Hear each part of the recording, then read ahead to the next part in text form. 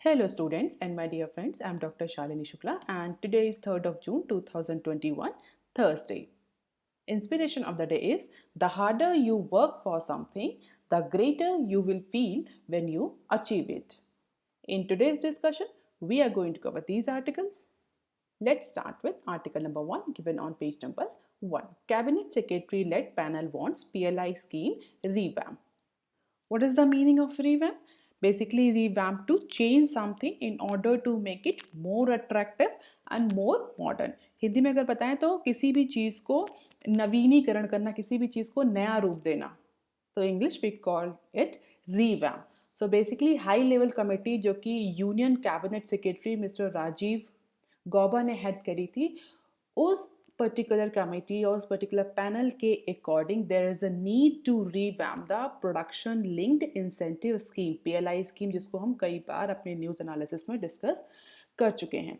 तो जो high level committee setup करी गई थी, यूनियन कैबिनेट सेक्रेटरी जिसको हेड कर रहे थे, उसके अकॉर्डिंग इंडिया में जो करंट पीएलआई स्कीम का फॉर्मेट है that needs to be revamp and modify and restructured according to the current scenario, जिससे कि जो डोमेस्टिक मैन्युफैक्चरिंग है वो बूस्ट हो सकेगी और ज़्यादा. इट मीन्स सिंपली इनका ये कहना है कि प्रोडक्टिविटी लिंक्ड जो पीएलआई स्कीम है उसमें बहुत ज़्यादा अपॉर्चुनिटीज़ अवेलेबल हैं. अगर गवर्नमेंट इसको और ज़्यादा इन्वेस्टर फ्रेंडली बनाती है, जो बॉटल नेक हर्डल्स हैं उनको अर्लियर स्टेज में ही रिमूव कर दिया जाता है और जो फर्म्स और इन्वेस्टर्स हैं उनकी रेगुलर हैंड होल्डिंग करी जाती है. ऐसा नहीं कि सिर्फ उनको 2 या 3 साल के लिए ही आप प्रोडक्टिविटी लिंक्ड स्कीम या पीएलआई स्कीम के तहत बेनिफिट्स दे रहे हैं, बट कंटिन्यूअस सपोर्ट अगर आप फर्म्स को या इन्वेस्टर्स को दे रहे हैं, so this could be more beneficial for domestic production और डोमेस्टिक मैन्युफैक्चरिंग, और इससे इंडिया की जो डोमेस्टिक मैन्युफैक्चरिंग है वो बूस्ट हो सकती है और ज़्यादा इम्प्रूव हो सकती है.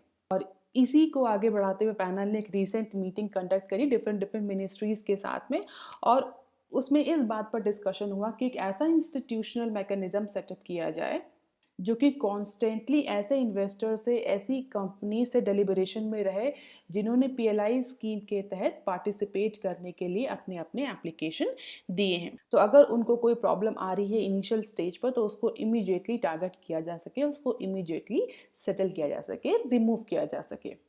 This institutional mechanism will focus on addressing the challenges that are actually faced by investors, more specifically for 1.97 trillion PLI scheme. Even ऐसे जो बड़ी बड़ी कंपनीज हैं, एप्पल जैसी कंपनीज जिन्होंने पीएलआई स्कीम के तहत अपना इंटरेस्ट शो किया है, उनको भी कॉन्फिडेंस में लेना और अगर उनको कोई प्रॉब्लम आती है तो उसको इनिशियल लेवल पर ही शॉर्ट आउट कर देना, जिससे कि जो भी एप्लीकेशन आए हैं वो एक्चुअली में इन्वेस्टमेंट में टर्न अप हो. ऐसा ना हो कि कुछ इनिशियल प्रॉब्लम्स की वजह से, इनिशियल हर्डल्स की वजह से कंपनीज ने तो अभी इंटरेस्ट शो किया है पीएलआई स्कीम में, but because of certain hurdles ऐसा ना हो कि वो अपना इन्वेस्टमेंट वापस ले जाएं या वो अपना इंडिया में इन्वेस्टमेंट करने के डिसीजन को क्वैश कर दें या ख़त्म कर दें. And if you remember, last year under Atmanirbhar Bharat, government has announced a PLI scheme, productivity or production linked scheme for 13 key sector. कौन से 13 की सेक्टर्स थे? Just like telecom, textile, automobile, white goods, pharmaceutical, ऐसे manufacturing related important sector जिनसे manufacturing India की बहुत ज़्यादा boost होगी. और डेफिनेटली मैन्युफैक्चरिंग के केस में हम डिस्कस कर चुके हैं कि इंडिया का जो ग्रोथ ट्रैजेक्टरी रहा है वो सीधे प्राइमरी से टर्शरी की तरफ मूव कर गया है. लिंचिंग पेन जो मैन्युफैक्चरिंग सेक्टर होता है किसी भी इकोनॉमी के लिए, स्टेप वाइज जो मूवमेंट होता है वो मिसिंग है इंडिया के केस में. That is why government wants to improve the manufacturing sector of India. On the other hand, there are many benefits of improving the domestic manufacturing sector. What are the other benefits? First and foremost, it will reduce the dependency of India on other countries. अगर हम चाहे pharmaceutical companies की बात करें, चाहे automobile companies की बात करें, चाहे ऑटोमोबाइल सेक्टर की बात करें, चाहे टेलीकॉम सेक्टर की बात करें, इंडिया की जो डिपेंडेंसी है वो बाहर की फर्म्स में, मोर स्पेसिफिकली अगर मैं बोलूँ तो चाइना की फर्म्स में ज़्यादा है in terms of intermediate goods, in terms of raw materials. तो अगर हमारा मैन्युफैक्चरिंग सेक्टर स्ट्रॉन्ग होगा, हम खुद वो चीज़ें, वो प्रोडक्ट, वो सर्विसेज अपने ही डोमेस्टिक टेरिटरी में प्रोड्यूस करेंगे, तो डेफिनेटली इंडिया की जो डिपेंडेंसी है बाहर की कंपनीज पर वो रिड्यूस होगी. दूसरा, manufacturing sector is one of the very important sector for employment generation. Service sector में अगर हम बोलें कैपिटल टू एम्प्लॉयमेंट जो रेशियो होता है वो बहुत अच्छा नहीं होता, जबकि मैन्युफैक्चरिंग सेक्टर में अगर आप 100 रुपये का कैपिटल, इमेजिन हाइपोथेटिकल नंबर, 100 रुपये का कैपिटल लगा रहे हैं तो it will generate more employment in comparison to the service sector. तो मैन्युफैक्चरिंग अगर बूस्ट होगी तो डेफिनेटली हमारा एम्प्लॉयमेंट भी इंक्रीज होगा, जो कि इस समय अर्जेंट नीड है इंडिया के लिए। और कोविड ने तो अनएम्प्लॉयमेंट की सिचुएशन को और ज़्यादा वर्स्ट कर दिया है, तो हमारा एम्प्लॉयमेंट जनरेशन होगा। तीसरा बेनिफिट जो है मैन्युफैक्चरिंग सेक्टर को बूस्ट करने का, India will emerge as a export hub. Export हम अभी अगर इंडिया की बात करें कंट्रीब्यूशन की, इंडिया के कंट्रीब्यूशन की into global merchandise trade, it is even less than 1%। तो ग्लोबल मर्केंटाइज ट्रेड में जो इंडिया का कंट्रीब्यूशन है, जो इंडिया का शेयर है, वो बहुत कम है।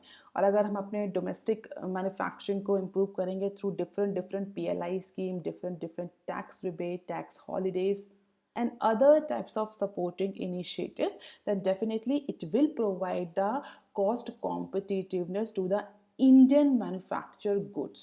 और अगर कॉस्ट कॉम्पिटिटिवनेस होगी तो इंटरनेशनल मार्केट में हमारे जो प्रोडक्ट्स हैं वो ज़्यादा कॉम्पिटिटिव होंगे और इंडिया में emerge as a global export hub, and definitely it will improve the balance of payment in case of India, more specifically trade deficit जो हमारा होता है। ट्रेड डेफिसिट मीन्स जो हमारा करंट अकाउंट डेफिसिट होता है बैलेंस ऑफ पेमेंट में, उसको इम्प्रूव करने के लिए these types of schemes are more beneficial and more effective। Apart from it, income generation, increase in the standard of living, resource allocation, better utilization of resources, improvement in technology, strengthening of market, all these are the allied benefit that any economy can get by improving its manufacturing sector। और वही India की भी कोशिश है। और इसी को लेकर के गवर्नमेंट और जो रिलेटेड मिनिस्ट्रीज़ हैं वो बहुत कॉशियस है कि जो भी इन्वेस्टमेंट के एप्लीकेशंस आए हैं ग्लोबल जियांट से, फॉरेन कंपनी से इंडिया में PLI स्कीम के तहत, वो ऐसा ना हो रिटर्न हो जाए। तो इनिशियल लेवल पे उनको जो भी इश्यूज़ आ रहे हैं, जो भी उनके कंसर्न है, उनको इंस्टीट्यूशनल मैकेनिज्म के थ्रू इमीडिएटली टारगेट किया जाए और रिजॉल्व किया जाए। And this is the table for PLI outlay on key sector in terms of rupees crore। और अगर हम सबसे ज़्यादा देखें तो इलेक्ट्रॉनिक और ऑटोमोबाइल सेक्टर में सबसे ज़्यादा PLI आउटले रहा है, and that is followed by pharmaceutical, food product and textile product. तो बेसिकली अगर हम कहें, अगर आपने हम रेगुलरली फॉलो करते हैं इस डिस्कशन को, तो आपको पता भी होगा कि इलेक्ट्रॉनिक जो सेक्टर है, इलेक्ट्रॉनिक जो गुड्स हमारे वाइट गुड्स हैं, उनके केस में government is more proactive, specially mobile manufacturing को लेकर के, कि जो इंडिया की डिपेंडेंसी है अदर कंट्रीज पर वो रिड्यूस करी जा सके। What are the other key suggestions that panel has suggested? Set up the institutional mechanism so that the particular institution can engage with the industry and overcome all the hurdles। Apart from it, reach out to the state government for speedy resolution of the problem। अगर state government को भी अपने यहाँ land देने में या किसी तरह के इन्वेस्टमेंट में कोई इशू हो रहा है तो उसका भी स्पीडी रिजोल्यूशन किया जा सके, क्योंकि डेफिनेटली सेंटर के पास कितनी लैंड है, जो भी इन्वेस्टमेंट आएगा वो किसी ना किसी स्टेट में ही जाएगा। तो अगर स्टेट गवर्नमेंट कुछ इशू करते हैं वहाँ के कुछ लैंड एक्विजिशन या किसी कॉन्ट्रैक्ट को लेकर के, इलेक्ट्रिसिटी को लेकर के, पोल्यूशन को लेकर के, इन्वायरमेंट को लेकर किसी भी तरह के इशू जनरेट होते हैं for this PLI scheme, for the investment that is coming under PLI scheme, तो उसका भी स्पीडी रिजोल्यूशन किया जा सके। Introduce system to enable quick decision making and make changes in scheme if required। तो अगर ऐसी कोई लगता है गवर्नमेंट को कि इमीडिएट रिक्वायरमेंट है स्कीम में, ये पर्टिकुलर पार्ट या पर्टिकुलर स्कीम या पर्टिकुलर सब पार्ट गलत हो गया है स्कीम को, और जो इन्वेस्टर्स हैं, कंपनीज हैं, वो कुछ और डिमांड कर रही हैं, that is not very harmful और that is not very big change, तो इमीडिएटली ऐसा चेंज या इमीडिएटली उस पर्टिकुलर PLI स्कीम को मॉडिफाई किया जा सके in order to attract the more investors. And all schemes need to take off fully in the next 3 month. तो जो भी स्कीम डिफरेंट डिफरेंट सेक्टर्स के लिए, चाहे वो फूड हो, चाहे वो इलेक्ट्रॉनिक हो, चाहे वो वाइट गुड्स हो, चाहे वो फार्मास्यूटिकल हो, चाहे वो टेक्सटाइल हो, जिनके लिए जितना एलोकेशन हुआ है पीएलआई स्कीम के तहत, जो आउटले डिसाइड हुआ है, उसको इमीडिएटली पिकअप कर लें, इमीडिएटली उसका टेक ऑफ हो जाए। ऐसा नहीं कि 2 साल तक 3 साल तक वो पेंडिंग चल रहा है। इतना डॉक्यूमेंटेशन, रेड टेपिज्म, करप्शन हो रहा है, जिसकी वजह से एक्चुअल जो इम्प्लीमेंटेशन हो रहा है, जो एक्चुअल इन्वेस्टमेंट हो रहा है, वो नहीं हो पा रहा। तो इन सारे इश्यूज़ को टारगेट किया है जो हाई कमेटी पैनल सेटअप हुआ था recently to review the PLI scheme of India for different industry, for different sector. अब देख लेते हैं article number 2 that is given on page number 6। Google tax, US imposes tariff on India but with 6 month डिले। Google tax क्या होता है, क्या क्या इंडिया ने इम्पोज किया है, कितना डिजिटल टैक्स है गूगल टैक्स इम्पोज किया है, उसको लेकर के क्या इश्यूज जनरेट हो रहे हैं, ये आप एक प्ले लिस्ट है, डिस्क्राइब्ड प्ले लिस्ट, इसी चैनल पे, उस पर जाकर के देख सकते हैं। उसको फिर हम यहाँ डिस्कस नहीं कर रहे हैं, otherwise it will make the video lengthy. Those who know can stay here. Those who don't know or want to understand the digital tax or Google tax, first I suggest you go to the described playlist and watch the video that is related to Google tax. अब देख लेते हैं news क्या है। Basically retaliatory measures के लिए US government ने India को वॉर्न किया था जब इंडिया ने 2% का डिजिटल टैक्स इम्पोज किया था फॉरेन टेक्नोलॉजी मेजर्स पे। So, in retaliation to India digital tax on foreign technology measures, the US on Wednesday decided to impose additional tariff on slew of Indian imports. Slew means कुछ, SLEW. तो finally US ने India के कुछ imports पर, India से जो हम export करते हैं यूएस में कुछ आइटम्स को, उन पर एडिशनल टैरिफ लगा दिया है। और यूएस ने क्लियरली बोला है ये एडिशनल टैरिफ इसीलिए लगाया गया है क्योंकि इंडिया ने 2% डिजिटल टैक्स इम्पोज किया है, ज़्यादा इम्पोज किया है फॉरेन टेक्नोलॉजी मेजर्स पर, जो नॉन रेजिडेंट टेक्नोलॉजी कंपनीज हैं, आईटी कंपनीज हैं या सोशल मीडिया कंपनीज हैं, उन पर। और उसी के रिटेलिएशन में इंडिया ने भी वॉर्न किया था यूएस को कि अगर यूएस ने इस तरह के कोई रिटेलिएटरी मेजर्स लगाए तो इंडिया भी इस तरह के रिटेलिएटरी टैरिफ्स को इम्पोज कर सकता है यूएस के कुछ और गुड्स और सर्विसेज पर। हालांकि इसको लेकर के कई टाइम से नेगोशिएशन चल रहा था, बट फाइनली यूएस ने एडिशनल टैरिफ इम्पोज कर दिया है। However the tariff will remain suspended for 6 months as Washington hopes for multilateral solutions on the issue of digital taxation. और अभी भी यूएस ने कहा है कि 6 महीने तक हम इसको पोस्टपोन रखेंगे अगर इंडिया चाहे तो। इस पर्टिकुलर डिजिटल टैक्सेशन इशू पर जो 2% डिजिटल टैक्स लेवी किया है इंडिया ने ऑन फॉरेन टेक्नोलॉजी मेजर्स, अगर इंडिया उसको मल्टीलैटरल इश्यूज, मल्टीलैटरल सॉल्यूशंस और मल्टीलैटरल फॉर्मेट में उस पर्टिकुलर इशू को रिजॉल्व करता है, इट मीन्स सिंपली नेगोशिएशन से अगर रिजॉल्व करता है, तो वाशिंगटन मीन्स यूएस रिमूव कर देगा, हटा लेगा वो एडिशनल टैरिफ। तो बेसिकली यूएस ने ऑफर किया है इंडिया को कि जो ऑनगोइंग टॉक्स चल रही हैं ओईसीडी में, organisation for economic cooperation and development में जो ऑनगोइंग टॉक्स चल रही हैं डिजिटल टैक्स को लेकर के, प्रॉफिट शेयरिंग को लेकर के, बेस इरोजन को लेकर के, इस तरह के कई सारे कंटिन्यूस टॉक्स चल रही हैं ओईसीडी में। तो ओईसीडी को एक फोरम बना करके यूएस ने ऑफर किया है कि अगर इंडिया चाहे तो मल्टीलैटरल सोल्यूशन पे काम किया जा सकता है। Otherwise imposing additional tariff, you will impose on us, I will impose on you, तो this will create a very bad environment और this will actually distort the international trade between these two countries. तो इसको लेकर के US ने offer किया है India को कि इंडिया चाहे तो मल्टीलैटरल सोल्यूशन नेगोशिएशन के थ्रू निकाला जा सकता है। और ये डिसीजन कब लिया, अगर आपको याद हो तो जैसे ही इंडिया ने डिजिटल टैक्स 2% इम्पोज किया था फॉरेन टेक्नोलॉजी मेजर, जिसमें मैक्सिमम जो कंपनीज थी वो यूएसए की ही थी, इसीलिए यूएसए इतना ह्यू एंड क्राई मचाए हुए हैं। Actually it was applicable to all foreign companies operating in India, but चूँकि अगर हम देखें सिनेरियो तो मेजर कंपनीज यूएस से ही बिलोंग करती हैं, उनका कंट्री ऑफ ओरिजिन यूएसए ही है, इसीलिए यूएसए बहुत ज़्यादा परेशान है इस चीज़ को लेकर के और इस इशू को लेकर के बहुत ज़्यादा लिंग और ऑन हो रहा है।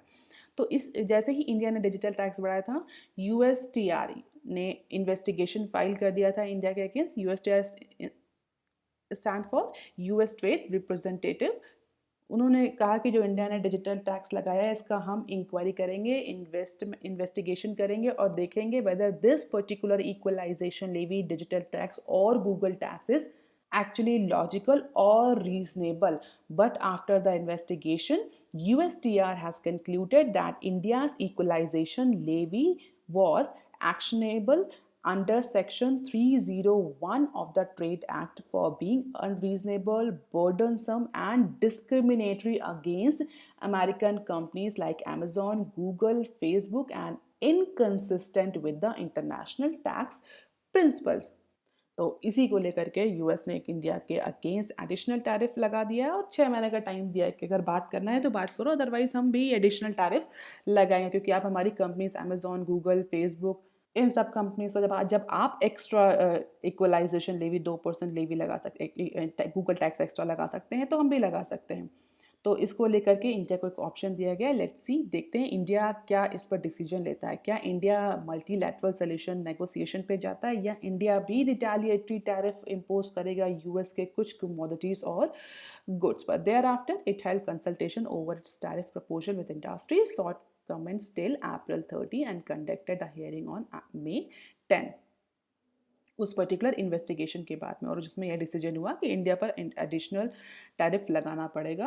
और केवल इंडिया पर ही नहीं, ऐसे कंट्रीज जिन सब ने ये डिजिटल टैक्स इम्पोज किया है, तो ऐसे कंट्रीज जहाँ पर एडिशनल डिजिटल टैक्स इम्पोज हो रहा है, गूगल टैक्स इम्पोज हो रहा है टेक्नोलॉजी मेजर कंपनीज पर, उन सभी पर एडिशनल टैरिफ इम्पोज करने की बात करी है यूएसटीआर ने, यूएस गवर्नमेंट ने।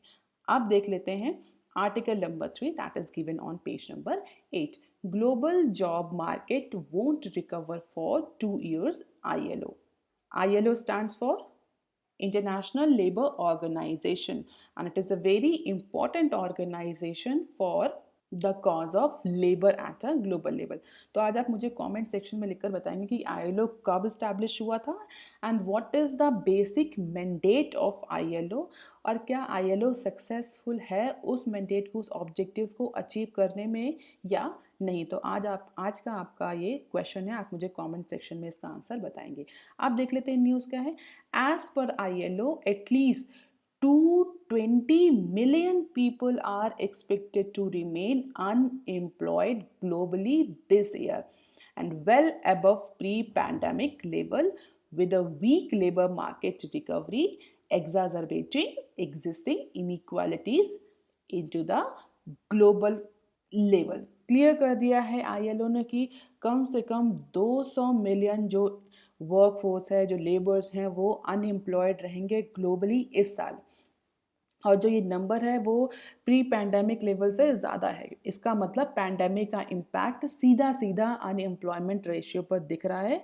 और इसके बाद भी जिस तरह से कोविड के डिफरेंट सिनेरियो डेवलप हो रहे हैं अलग अलग कंट्रीज़ में, उसको देखते हुए जो लेबर मार्केट रिकवरी है उसके बारे में भी आईएलओ ने ये कहा है कि it is not going to be strong, it is not going to be strengthened very soon. It will take much time for the labor market to get recover. और definitely weak labor market से क्या होगा, weak labor market will further exacerbate the inequality, will further increase the inequality in terms of income as per the ILO. And this UN agency forecasts the outlook improving to 205 million unemployed next year, still well above 187 million recorded in 2019 before the coronavirus crisis hits the global economy। तो 2009 में यही number 187 million था, जो कि pandemic के बाद 220 million तक पहुंच गया है। तो एज एज पर ILO इस समय जो अनएम्प्लॉयमेंट रेट है, ग्लोबल अनएम्प्लॉयमेंट रेट है, वो 6.3% है। हालांकि ILO ने ये एंटिसिपेट किया है, ये फोरकास्ट किया है कि अगले नेक्स्ट साल यानी 2023 में it will decrease up to 5.7%। But जो ये डिक्रीज है ये भी प्री पैंडेमिक लेवल से ज़्यादा है। प्री पैंडेमिक लेवल पे, प्री पैंडेमिक टाइम पे जो अनएम्प्लॉयमेंट रेट था वो 5.4% था, यानी फाइनेंशियल ईयर 2019 में ग्लोबल अनएम्प्लॉयमेंट रेट वॉज 5.4%, जो कि पैंडेमिक की वजह से इंक्रीज होते होते 6.3% तक बढ़ गया है। नेक्स्ट ईयर कुछ रिडक्शन देखने को मिल सकता है एज पर ILO forecast, but that will still be above than the pre-pandemic level. The employment growth will be insufficient to make up for the losses suffered until at least financial year 2023 as पर ILO। तो ILO ने बहुत clear कर दिया है कि 2 साल तो कम से कम लगेंगे ही ग्लोबल इकोनॉमी को प्री पैंडेमिक लेवल पर आने में, के लेवल तक आने में।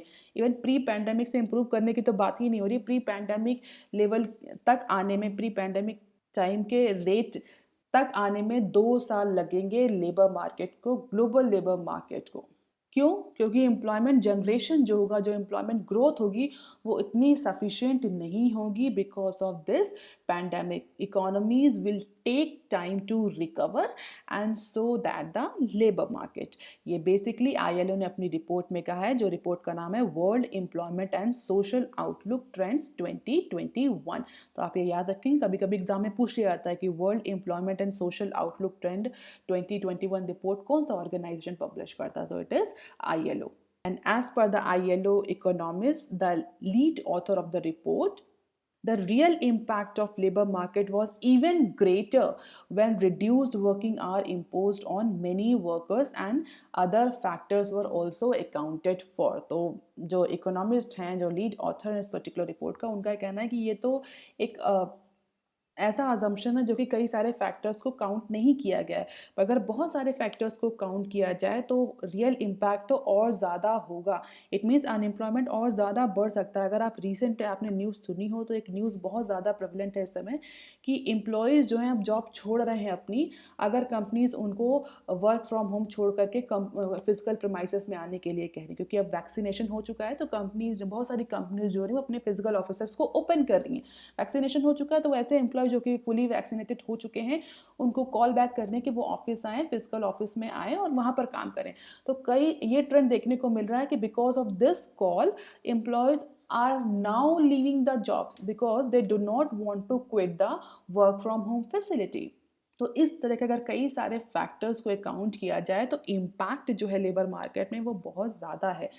इवन रिपोर्ट में तो क्लियरली मेंशन है कि बहुत सारे unaccounted factors, country wise, economy wise factors जो है इनको काउंट नहीं किया गया। It is a global scenario. अगर हर कंट्री, हर इकोनॉमी अपने सिनेरियो को वॉच करे तो उसको रियलाइज़ होगा या ये ऐसा देखा जा सकता है कि इम्पैक्ट जो है वो इवन ज़्यादा है, रिपोर्टेड डेटा से भी ज़्यादा। And this is the graph remaining deficit Covid induced shortfall in jobs relative to financial year 2019। तो कितना जॉब कम हुई, तो देख सकते हैं हम कि 2020 में 144 मिलियन जॉब का लॉस हुआ, 21 में 75, 22 में 23 मिलियंस का होगा, और जब एटलीस्ट 2 से 3 साल लगेंगे प्री पैंडेमिक लेवल में आने को लेबर मार्केट। अब देख लेते हैं few other news clips. ED steps of drive to check Covid linked corruption.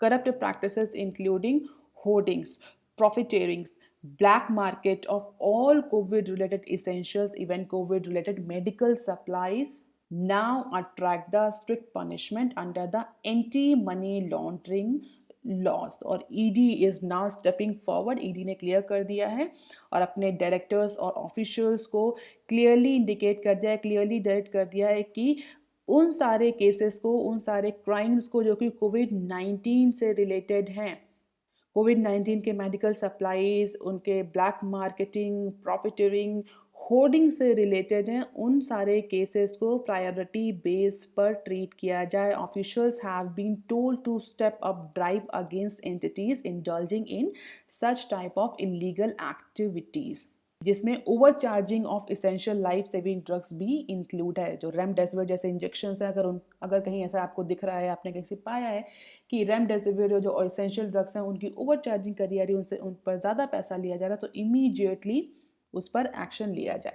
Recent pandemic में ऐसा देखा गया है कि hoardings, black marketing, profiteering, providing fake RT-PCR certificates, charging exorbitant prices for hospital beds, ICUs, ventilators, overcharging of essential life-saving drugs, all these sort of the crimes has increased. और ED ने साहब बोल दिया ये एंटी मनी लॉन्ड्रिंग प्रोविजन के against है, और जो भी इसमें आएगा उसको एंटी मनी लॉन्ड्रिंग एक्ट के तहत बुक किया जाएगा. So now ED is going to examine all such cases under Prevention of Money Laundering Act. And as far as police have registered 100 plus COVID related crimes during the second wave. अब देख लेते हैं next clip.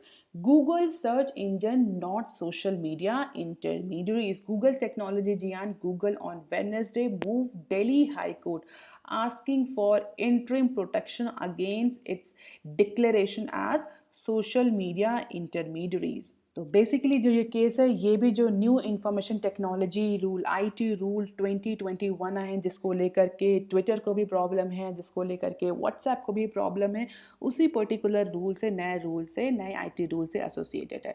क्या problem है? Basically new information technology rule 2020 declare the Google as a social media intermediaries, and if any social media intermediary is there in the country, in India, they have to abide by all the rules of IT rules 2021.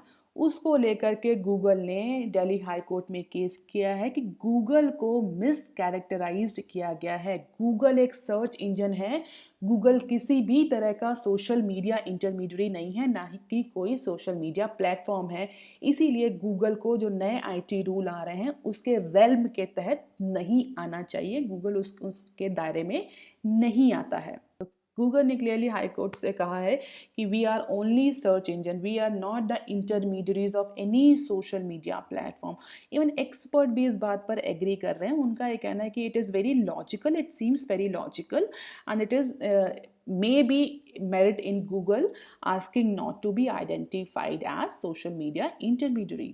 अब social media intermediary क्या होता है? Basically, as per rule 4.2, a significant social media intermediary providing services primarily in the nature of messaging such as WhatsApp, Facebook, Messenger, Telegram, etc. shall enable the identification of the first originator of the information on its computer resources as per the new IT rule. तो जितने भी social media intermediaries हैं, social media platforms हैं, उनके लिए सारे नए IT rule applicable हैं. और सोशल मीडिया इंटरमीडियरी वही जो क्विक मैसेंजर या क्विक शेयरिंग सर्विसेज प्रोवाइड करते हैं, बेसिकली उनको सोशल मीडिया इंटरमीडियरीज कहते हैं, जैसे कि व्हाट्सएप, गूगल, टेलीग्राम, इस तरह के जो मैसेंजर एप्लीकेशंस हैं. तो गूगल ने कहा कि भाई हम तो सोशल मीडिया इंटरमीडियरी नहीं है, हम किसी भी तरह का शेयरिंग और मैसेजिंग प्लेटफॉर्म नहीं प्रोवाइड कर रहे हैं, तो हम इस पर्टिकुलर रूल को फॉलो नहीं करेंगे, and we are not under the purview of this new IT rule 2021. और इसी को लेकर के एक बार दिल्ली हाई कोर्ट ने और ऑर्डर किया था, और गूगल सर्च इंजन को एज अ इंटरमीडियरी आइडेंटिफाई किया था ऑलरेडी दिल्ली हाई कोर्ट ने.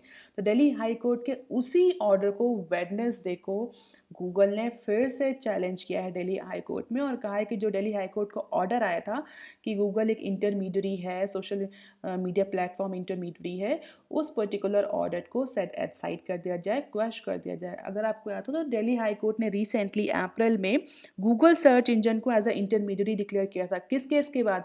जब एक किसी पर्टिकुलर फीमेल का जो कोई पर्सनल फोटोग्राफ वेबसाइट पर अपलोड हो गया था विदाउट हर कंसेंट, उसको लेकर के कोर्ट ने ऑर्डर किया था गूगल को that Google is a intermediary in this part, so Google should remove this particular photograph of the particular female. हालांकि कोर्ट के ऑर्डर के बाद भी उस कंटेंट को सारी वेबसाइट से, वर्ल्ड वाइड वेब से रिमूव नहीं किया जा सका.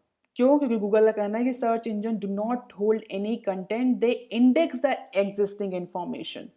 and search engine role is reactive not proactive as per the code. तो इसको लेकर के कई ज़्यादा कंट्रोवर्सीज थी, हालांकि फिर भी वो पिक्चर रिमूव नहीं हो पाई इंटायरली वर्ल्ड वाइड प्लेटफॉर्म से। इसीलिए गूगल ने दोबारा से कोर्ट का दरवाज़ा खटखटाया है। Let's see what decision will be taken. अब देख लेते हैं next clip. Supreme Court pulls up government on vaccine policy. Supreme Court ने गवर्नमेंट से सीधे बोला है कि सारा वैक्सीन पॉलिसी का जितना डिटेल है आप हमें दिखाइए, आपने कब परचेज ऑर्डर डाला, कब कितना खरीदा, कितना एलोकेशन दिया, क्योंकि सेंटर गवर्नमेंट में बहुत टाइम से इस तरह के एलिगेशन लग रहे हैं कि वैक्सीन की शॉर्टेज है, centre government properly vaccine allocate नहीं कर पा रही स्टेट्स को। तो सिंपली जितने भी जैप्स एप्लीकेबल हैं, कोवैक्सीन, कोविशील्ड और स्प्यूटनिक, उसको लेकर के टॉप कोर्ट ने सेंटर गवर्नमेंट से सारी डिटेल मांगी है।